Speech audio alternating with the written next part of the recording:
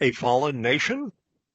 Can this be true of a nation that never even got close to its designed greatness? A brief description of the image of rise and fall. July 4, 1776 is the baseline, ground zero, the starting point for our nation. An arrow.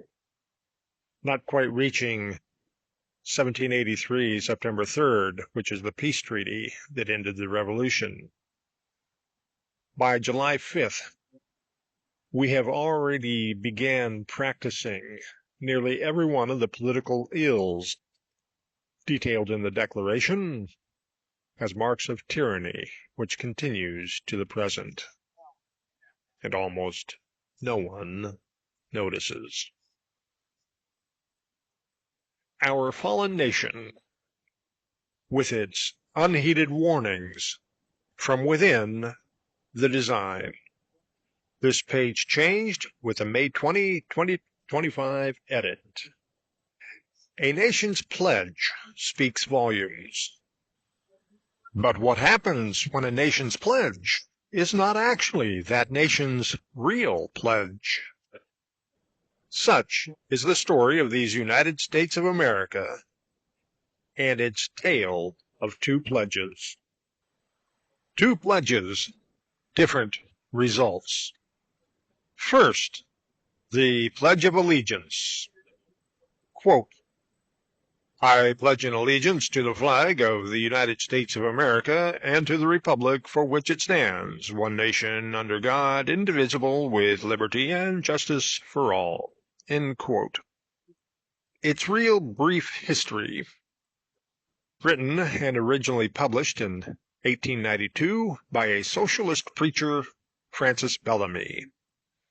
The 1892 version states, quote, I pledge allegiance to my flag and the republic for which it stands, one nation, indivisible, with liberty and justice for all. End quote. The original salute was identical to what became the Heil Hitler salute. The 1923 version states, quote, I pledge allegiance to the flag of the United States of America and to the republic for which it stands, one nation, indivisible, with liberty and justice for all. Close quote. The 1954 version states, quote, I pledge allegiance to the flag of the United States of America and to the republic for which it stands, one nation, under God, indivisible, with liberty and justice for all. By this time, the salute was changed to holding the right hand over the heart. Socialism defined. A centrally planned economy in which the government controls all means of production. This socialism definition conflicts with the founding and independence of these United States of America. Here, if a person produces more to enjoy more, that is their right. It is not to be controlled by government. To whom or what does the person pledge their allegiance?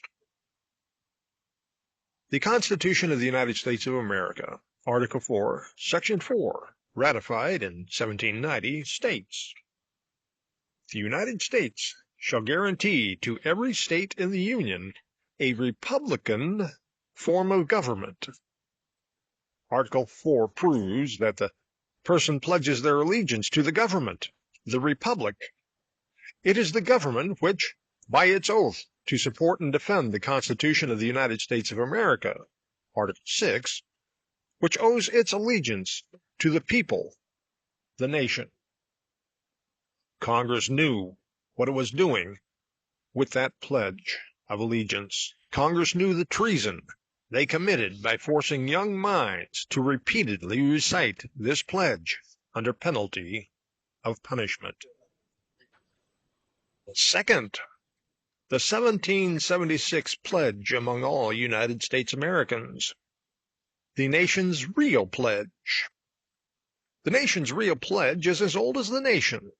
Since the people are the nation, it is a pledge among citizens of the United States of America. The unanimous Declaration of the United States of America, end of the last paragraph, states, quote, "And for support of this declaration, with a firm reliance on the protection of divine providence, we mutually pledge to each other our lives, our fortunes, and our sacred honor." Close quote. Without knowing the entire purpose for the unanimous Declaration of the United States of America, this pledge makes little sense. The entire purpose of the unanimous declaration is that of the equal security of all the people's rights. This means that when a United States American sees your rights are unjustly attacked, it is their sworn duty as a United States American to come to your aid, to defend your rights, and especially so if they do not like you or the rights you exercise, so long as you are not unjustly violating another person's rights. With this, every person also secures the protection of their own rights, because their rights are identical. Though each person may exercise different rights from the list, and perhaps place differing values on the same rights they choose, everyone possesses the exact same list of rights. This pledge does not require the loss of anything put at risk, but each person must be willing to put all that they are and possess at risk in order to secure their rights. The longer the government gets out of their control, the more likely the actual losses when they do finally act. The losses are certain when people do nothing. The government will consume their life and their fortunes through taxation, then destroy their reputation by enforcing unconstitutional laws, trying them as criminals for having done nothing but exercise one of their protected rights covered by Amendment 9, which states, "The enumeration in the Constitution of certain rights shall not be construed to deny or disparage other rights retained by the people." The unconstitutional law itself being the worst crime, as it violates the supreme law of the land, detailed in the Constitution of the United States of America, Article 6. It states, "This Constitution and the laws of the United States, which shall be made in pursuance thereof, and all treaties made or which shall be made under the authority of the United States, shall be the supreme law of the land, and the judges in every state shall be bound thereby. Anything in the Constitution or the laws of any state to the contrary, notwithstanding." It's about time that citizens learn the difference between the two pledges and live their nation's true pledge to each other. A fallen nation? A nation that never really reached its greatness could not actually fall. A fallen nation. By design? The fall was not part of the design.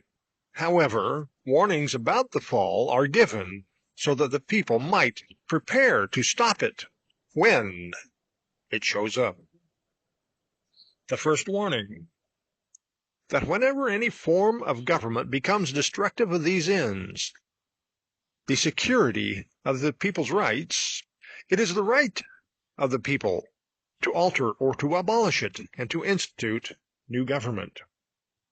The second warning: and accordingly, all experience has shown that mankind are more disposed to suffer, while evils are sufferable, than to right themselves by abolishing the forms to which they are accustomed. The third warning: but when a long train of abuses and usurpations pursuing the same object evinces a design to reduce them under absolute despotism, it is their right, it is their duty, to throw off such government and to provide new guards for their future security. A nation has fallen when the citizens do nothing to stop the ever-increasing government violations against their standing constitution. Worse yet, a nation has never reached any greatness from which to fall when it has never held its government officers or themselves accountable to the contracts that respectively bind them. When the employees dictate the meaning of the contract that is supposed to bind them, the people of these United States of America allow their employees in the government corporation to dictate the meaning of the supreme law of the Constitution that is established to control their powers. Yes, every employee in government, from dog catcher to president, Congress, and Supreme Court, are subordinate to the Constitution as seen in Article 6, which itself is subordinate to the will of the majority of the total body of registered voters. The registered voters, in turn, are subordinate to the terms of the unanimous declaration, which is the nation's authority. The Constitution is the first of four elements to make the supreme law of the land that was established to control government. Uprighting the fallen nation. With cleanhonestgovernment.com, the citizens should improve their political condition, uprighting themselves from being a fallen and failed nation, and restructure their presently tyrannical, despotic, treasonous, and failed government in order to better secure their rights. See the 2020 Founding Charter and Constitution for the United States of America that addresses many of the political evils in the nation and our government. This is where you come in. One person cannot, nor should one person, even if they could, do it alone. Many hands make light work. You are one person. I am one person. Together, we are legion, for we are many. Large tasks become small when divided among several people. People can do things more quickly and easily when they work together. Domestic tyrants are still tyrants. Know what they did or did not do to protect the Constitution, especially against domestic enemies. The unanimous declaration details what is a domestic enemy by outlining what is a tyrant and despot. Ending of a tyranny. Old dictionary time. Definition images for the older dictionaries may be viewed at Glossary of Old Words. Tyrannicide, the act of killing a tyrant. Question is, how do you kill a tyrant without becoming a tyrant? From 1776, we merely replaced the British tyranny for a domestic tyranny. We merely changed some names, but continued the activity.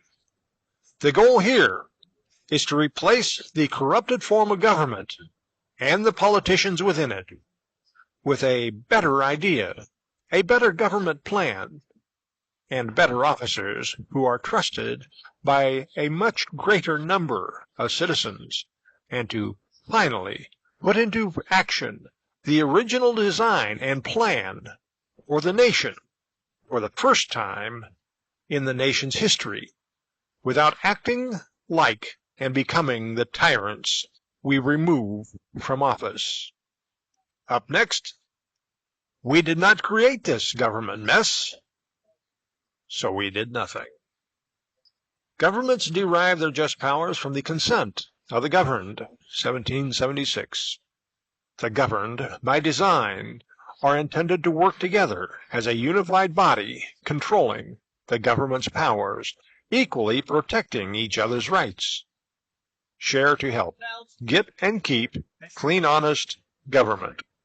End page content.